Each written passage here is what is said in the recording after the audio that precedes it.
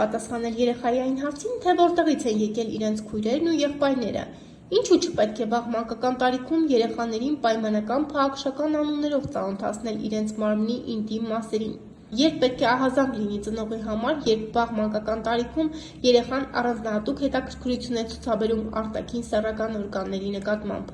Ինչ անել, երբ նկատում եք, որ երեխաները, օրինակ, բժիշկ խաղալիս ցուցադրում են միմյանց արտաքին սեռական օրգանները և, ամենակարևորը, ինչու 4-5 տարեկանից սկսած պետք է մայրիկները երեխաներին աստիճանաբար պատրաստեն այսպես ասած աղջկական հիգիենային։ Այս և դեռ ազության տարիքում գտնվող երեխա ունեցող մայրիկներին հուզող ամենահետաքրքրող հարցերի շուրջ զրուցել ենք Աստղիկ բժշկական կենտրոնի մանկական գինեկոլոգ Լիաննա Քոչարյանի հետ, ով նախ ներկայացրեց, թե մանկական գինեկոլոգիային վերաբերող ինչ ժամանակակից բուժսարքավորումներով է հարուստ բժշկական կենտրոնը։ Նախ շնորհակալ եմ հրավերի համար ու հատուկ շնորհակալություն Ասատուր Մարատիչին եւ իր ամբողջ թիմին այսպիսի հնարավորություն ընձեռելու համար, որտեղ որ շատ կարեւոր է լուսաբանել առհասարակ օրիորդի առանձնահատկությունները, մայրիկ օրիորդ ճիշտ հարաբերությունները ու բացի դրանից էլ շատ մայրիկներ երբեմն չեն էլ հասկանում, որ իրենք ունեն տարբեր հարցեր կամ կուզենան գտնել հարցերի պատասխան եւ չգիտեն ում դիմեն, իսկ մեր կենտրոնը, Աստղիկ բժշկական կենտրոնը այդպիսի հնարավորություն շատ է ընձեռնում եւ մշտապես լուսաբանումներ է իրականացում հենց մանկական գինեկոլոգիայի հետ կապված տարաբնույթ հարցերի լուսաբանմանը։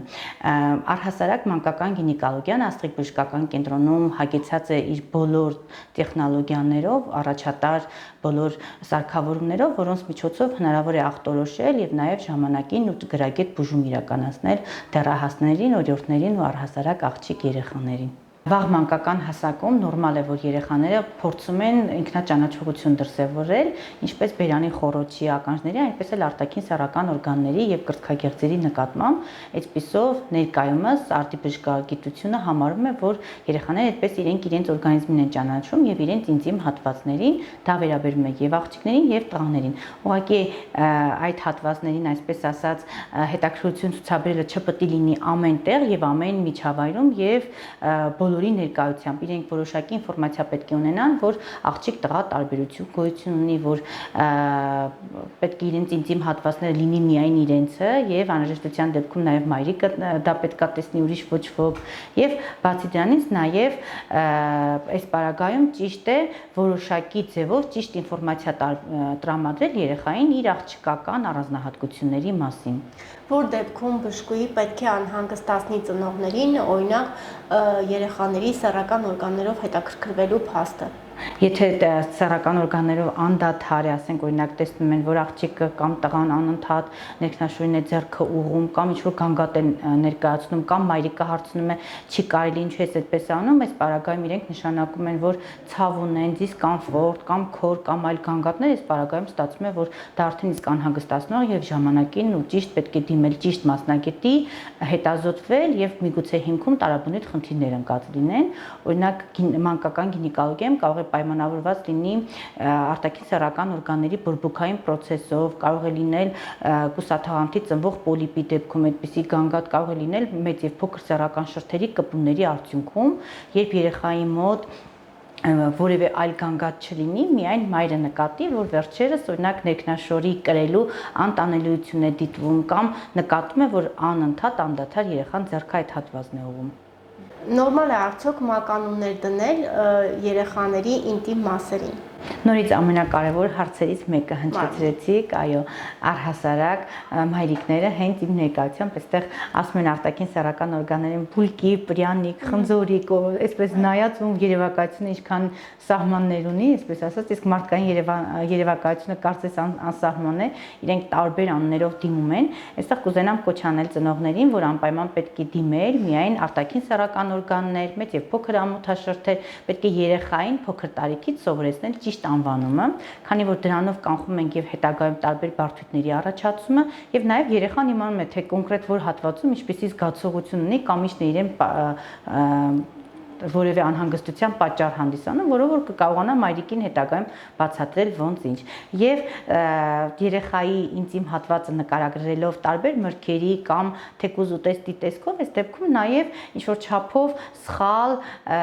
մտածելակերպ ենք ձևավորում երեխայի մոտ իր արտաքին սեռական օրգանների հանդեպ։ Մի դեպքում կարող է նաև հենց ուտելիքները ինչ որ ձևով հետագայում կոմպլեքսների ու տարբեր խնդիրների պատճառ դառնան, իսկ մեկ այլ դեպքում էլ կարող է ուղղակի իրենք սկսեն ամաչեն իրենց սեռական օրգաններից, չկարողանան ճիշտ ձևով արտահայտեն իրենց ցանկություններն ու զգացմունքները, ավելի մեծ տարիքում, երբ որ արդեն հասուն կին են։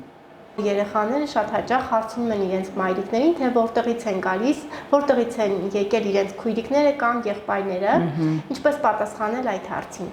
Նորից ամենակարևոր հարցերից մեկը տվեցիք, առհասարակ հաճախ են ինձ տարբեր հարթակներով գրում կամ առհասարակ զանգում ու հետաքրքրվում, թե որ տարիքից պետք է երեխային բացատրել աղջիկ-տղա տարբերության, սեռական հասունացման, դաշտանային ցիկլի եւ բնականաբար այս ամեն ինչի հանրագումարը արդեն մանկածնման ֆունկցիան է, որով օժտված են միայն աղջիկները կանայք։ Այստեղ կուզենամ ասեմ, որ ի տարբերություն մեր սերնդի կամ մեզանից ավելի վաղ սերունդների, երբ որ արդեն հասուն կին էին դառնում, հասուն օրիորդ նոր տեղեկացված են լինում, թե ինչ իրենից ներկայացնում արգանդը, ձվարանները, կանացի սեռական օրգանները, թե ինչ իրենից ներկայացնում սեռական հարաբերությունը, սեռական ցանկությունները, իսկ այնուհետև բնականաբար արդեն թե որտեղից է երեխան լույս աշխարհ գալիս, կաղամբի միջից, այսպես արագիլն է բերում եւ այլն։ Հիմա կարծում եմ, որ որևէ մի երեխա չկա, որ այդ ամեն ինչի մասին տեղեկացված չլինի եւ իրենք կարծես շատ ավելի շատ գիտեն, քան իրենց ծնողները։ Դրա համար փոքր տարիքից խորհուրդ կտամ մայրիկներին, որ քիչ պետք չի միանգամից արգան, ձվարան, արտաքին սեռական օրգաններ, այսպես գլոբալ մեծ ինֆորմացիա տրամադրել, այլ աստիճանաբար այս ամեն ինչը պետք է բացատրվի երեխային, ամեն տարիքին խիստ համապատասխան, երբեմն հենց հեքիաթների տեսքով հեքիաթի հերոսուհուն կարող են դարձնել իրենց աղջկան ու հենց իրենց աղջկա, այսպես ասած, օրինակով կարողանան ճիշտ ձևով ներկայացնել, թե որտեղից է երեխան լույս աշխարհ գալիս, ինչ է նշանակում լինել կին, ինչ է նշանակում լինել տղամարդ եւ առհասարակ ինչպիսի դիրքորոշումներ պետք է ունենան։ Այստեղ շատ կարեւոր է նաեւ, որ օրիորդին սովորեցնել, որ ինտիմ հատվածը միայն իրենն է եւ որոշակի ինտիմ հատվածի հետ կապված հարցերը պետք է տալ միայն մայրիկին։ Այս պարագայում շատ կարեւոր է նաեւ process-ի մեջ չներգրավելը տատիկներին, այսպես մտերիմ հարազատներին, քանի որ ամեն մեկը պետք է գիտակցի, որ շատ կարևոր է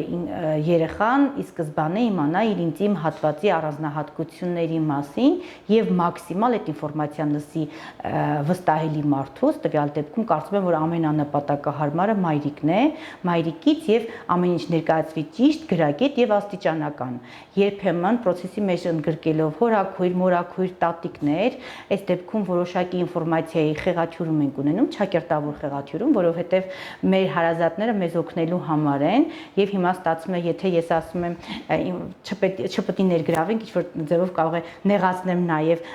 մեր հարազատներին, բայց այստեղ ուզում եմ ասեմ, որ մայրիկը ինքը գիտի իր երեխայի առանձնահատկությունները եւ թե կոնկրետ տվյալ պահին խոսակցությունը որ կետում ավարտվեց։ Հետագայում արդեն ինքը նույն ձևով կկարողանա ներկայացնել հաջորդ օրը կամ 2 օր հետո խոսակցության ճիշտ եւ այսպես զուգորդաբար շարունակությունը։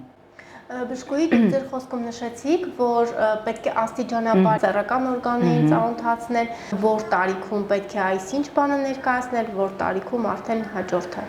Պետք է սկսել արտաքին սեռական օրգանների ճիշտ խնամքից հիգիենայից, որ ներքնաշորը պետք է փոխել ամեն օր, ճիշտ լվացվելու տեխնիկան, ինչպիսի միջոցներ պետք է օգտագործվի։ Հենց 3-4 տարեկանում արդեն կամած, ինչպես արդեն ասեցի, միանգամից ինֆորմացիան պետք չէ այսպես բարձրաձայնել, այլ փոքր հենց տարիքից, երբ արդեն երեխան որոշակի ինֆորմացիա է տիրապետում իր արտաքին սեռական օրգանների մասին, պետք է ճիշտ խնամքին հետևել եւ ընդ որում պարտադիր չի, որ մշտապես մայրիկը լվանա երեխային, այլ ուղղակի մայրիկի հսկողության տակ երեխան ինքը ճիշտ ձևով կարողանա լվանալ իր արտաքին սեռական օրգանները, այնուհետև հետույքը։ Հետո մշտապես այն մշակույթին տիրապետի, որ ամեն օր պետք է փոխել ներքնահագուստը, ամեն օր պետք է լվացվել, պետք է պարտադիր արթուկած լինել, պետք է իր դարակում առանձին ինքը իր անկյունը ունենա, որտեղ այդ բոլորը պետք է սիրուն խնամված դրված լինեն, այլ ոչ թե այսպես համընդհանուր ու բոլորի հետ միասին կամ մի քանի երեխաներ այդ նույն ներքնաշորի օրեր իրենց ինտիմ հիգիենայի պարագաները նույն տեղում չպետք է լինեն։ Այդ տարիքից սկսած արդեն երեխան կգիտակցի, որ ինքը ունի իր անկյունը եւ որ դա իր անձնական տարածքն է եւ այդ անձնական տարածքը միայն իրն է եւ կողմնակի այլ մարդիկ չպետք է ներխուժեն։ Մի քիչ ավելի մեծ տարիքում արդեն եւ կրծքագեղձերն են ի հայտ գալիս, արտաքին սեռական օրգանները, ցալքի օրգանների ճիշտ ձևավորումը, ցալքի եւ անոթափոսերի մազակալումը, այս տարիքում արդեն կարելի է խոսել սեռահասունացման առանձնահատկությունների մասին, որոշակի ավելի մեծ ինֆորմացիա տրամադրել աղջիկ տղա առանձնահատկությունների մասին, խոսել նաեւ կամած դաշտանային ցիկլի մասին։ Պետք է այնպես պատրաստել օրիորդին առաջին դաշտանին, որ օրիորդը գիտակից լինի, որ դա իր օրգանիզմում ամենայուրահատուկ, այսպես երևույթներից մեկն է, եւ այդ երևույթին պետք է պատրաստվել ճիշտ ձևով եւ ժամանակին եւ որևէ նող կանգ, զզվանք, ինչ որ արհամարանք, բացասական էմոցիաներ չպետք է լինի, որովհետեւ առհասարակ բացասական էմոցիաները հետագայում բերում են դաշտանային ցիկլի մի շարք խնդիրների առաջացման։ Մի քիչ ավելի մեծ տարիքում արդեն պետք է խոսել, ինչպես ինքը դրսևորի միջավայրում, տղաների միջավայրում իր աղջկական հատկանիշները, աղջիկների միջավայրում ինչպես պետք է դրսևորի, ինչպիսի հագուստ պետք է կրի ամեն յուրաքանչյուր միջավայրում եւ յուրաքանչյուր առիթին։ Այս տարբերությունը դա մեկ օրում չի լինելու կամ մեկ տարում ի ծնե երեխայի հետ միաժամանակ մայրիկը պետք է կամած ինֆորմացիան տրամադրի երեխային։ Այստեղ ես չեմ ուզում հայրիկին էլ առանձնացնել, որովհետեւ աղջիկների կյանքում մեծ նշանակություն ունեն նաեւ հայրիկները, բայց հայրիկները արդեն ընդհանուր ժամանց կարող են անցկացնել իրենց օրիորդների աղջիկների հետ, կարող են այլ ձևով կազմակերպել բուն սեռահասունացման հետ կապված խնդիրներին միանշանակ պետք է հիմնականում բեռը, այսպես ասած, ընկած է մայրիկի ուսերին։ Բժշկուհի, ինչ անել, երբ նկատում է ծնողը, երբ երեխան վաղ մանկական հասակում հաճախ է ձեռքը տանում դեպի արտաքին սեռական օրգաններ, սա անհանգստացնող երևույթ է եւ ինչ անել այս դեպքում։ Նորից ամենակարևոր հարցերից մեկը տվեցի, կարծում եմ մանկական անանիզմի հետ կապված տարբեր հարցերի հանրագումար էր սա իրենից ներկայացնում, առհասարակ մանկական անանիզմ հասկացողությունը ներկայումս դիտվում է որպես նորմալ երևույթ, եթե դա տեղի ունենում, այսպես ասած, չափի մեջ եւ ոչ հաճախակի, եւ այս պարագայում մայրիկը ուղղակի պետք է փորձի ինչքան էլ որ էմոցիոնալ ինքը գերլարված լինի, իր բոլոր բացասական էմոցիաները թաքցնի եւ փորձի երեխային պարզապես շեղի, քանի որ երբ ձեռքը տանում է երեխան իր արտաքին սեռական օրգանների շրջանում կամ ինչ-որ խաղալիքով ներկայումս մասնագետները կարծում են, որ այդ երևույթները նորմալ են եւ ինքնաճանաչողություն է տեղ ունենում, կարծես աղջիկը ինքը իր հուզող հարցերի պատասխանն է գտնում այս պարագայում եւ սա բացարձակ կապ չունի սեռական ցանկության, սեռական ինչ-որ զգացողությունների հետ, այլ երբեմն նաեւ հիմքում կարող են ընկած լինել տարաբնույթ գինեկոլոգիական խնդիրներ, որոնց դեպքում կամակ թե ակամա երեխան սկսում է ինչ-որ շարժումներ անել, փորձելով ուղղել իր արտաքին սեռական օրգանների շրջանում, այսպես ասած, տեղակայված ինչ-որ գանգատները։ Այս պարագայում պետք է անպայման մաքսիմալ հետևողական լինել, մեծ ժամանակ տրամադրել երեխային, շատ ժամանակ տրամադրել, զբաղեցնել երեխային, պետք է անպայման պլանշետներից, հեռախոսներից, գadgetներից մաքսիմալ հեռու պահել երեխաներին եւ զբոսանքի տանել, ցանկացած տնային գործի մի մասնիկը ոնց որ երեխան հանդիսանա, ասենք օրինակ մայրիկը աման է չորացնում կամ ինչ որ գործ է անում, այդ բոլոր գործերին պետք է պարտադիր երեխան ներգրավի եւ փորձել այնպես անել, որ ամեն ինչ բացատրելով եւ հասկացնելով լինի։ Հիմնականում այդպիսի շարժումներ, կոպիտ ասած, անում են այն երեխաները, ովքեր ավելի լաբիլ նյարդային համակարգ ունեն, ավելի զգայուն են, ավելի այսպես կապրիզնի են ճակերտավոր, իրենց մոտ է ավելի հաճախ դիտվում եւ նույնիսկ իրենց բացասական կամ դրական հույզերը փորձում են այդպիսի շարժումների միջոցով բավարարել։ Ուստի խորհուրդ կտամ նաեւ ամերիկյան են շատ գունեղ մուլտֆիլմերը չնայել, որտեղ դրանք նորից որոշակի կրկնում են մեր նյարդային համակարգը եւ երկար ժամանակ պետք է երեխայի անընդհատ խոսել, զրուցել, տարբեր հեքիաթներ պետք է, այսինքն ստացվում է, որ մշտապես երեխան պետք է գտնվի ուշադրության կենտրոնում։ Հիմնականում այսպիսի գանգատ նշում են այն մայրիկները, ովքեր ում ընտանիքը համալրվել է եւս մեկ բալիկով կամ ընտանեկան ինչ-որ անախորժություններ են լինում կամ խառը ընտանիքների դեպքում, երբ մշտապես տատիկն ու պապիկներ են ներկա լինում եւ այս պարագայում ուղղակի պետք է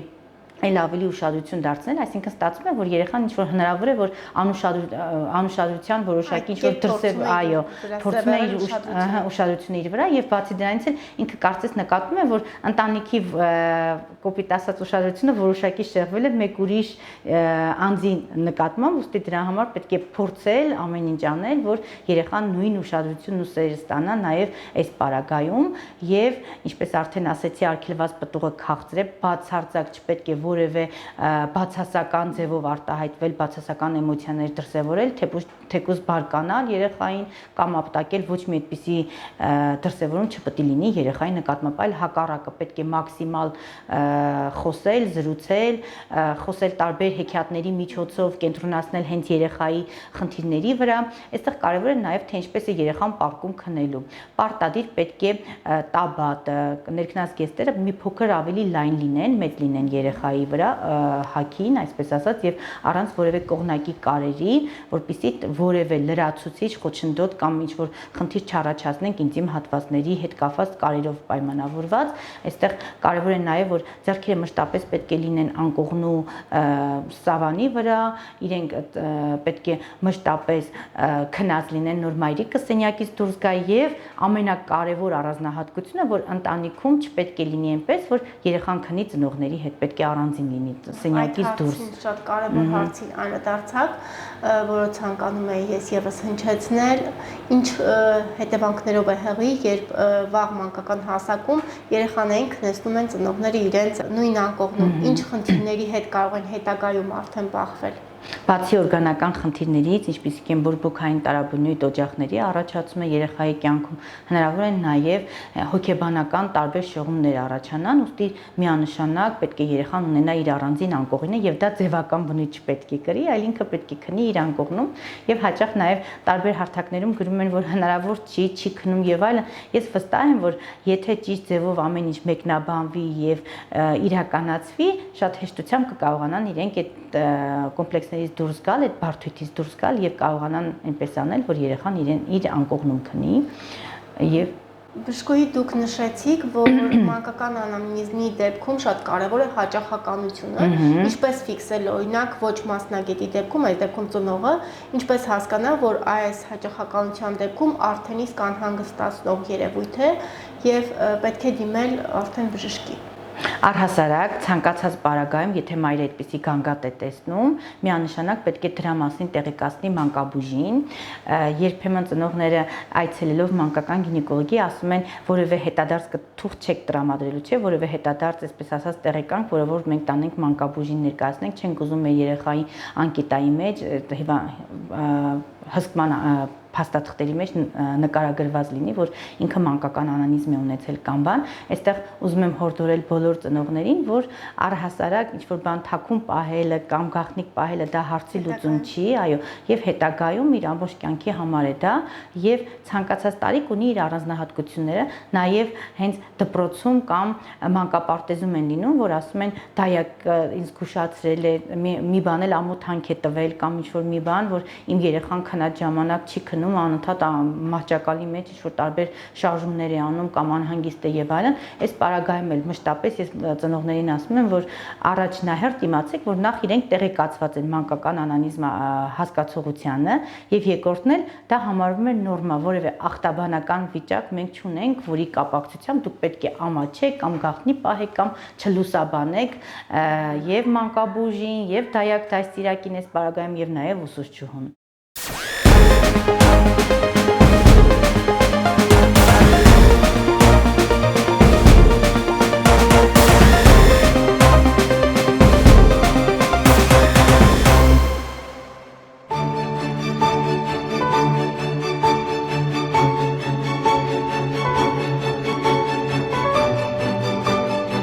Ջերմ եւ հոգատար վերաբերմունք։ Նորագույն տեխնոլոգիաների կիրառում։ Տարածված հիվանդությունների կանխարգելում։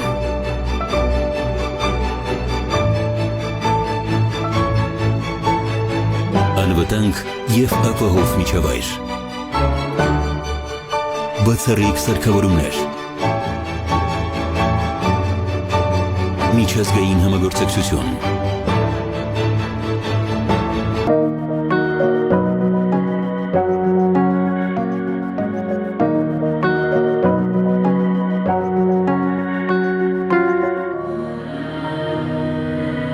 առաջին իսկ օրվանից։ Միակը Հայաստանում ISO 9001 որակավորմամբ։ Շարունակական զարգացում եւ աճ։ Աստղիկ բժշկական կենտրոն։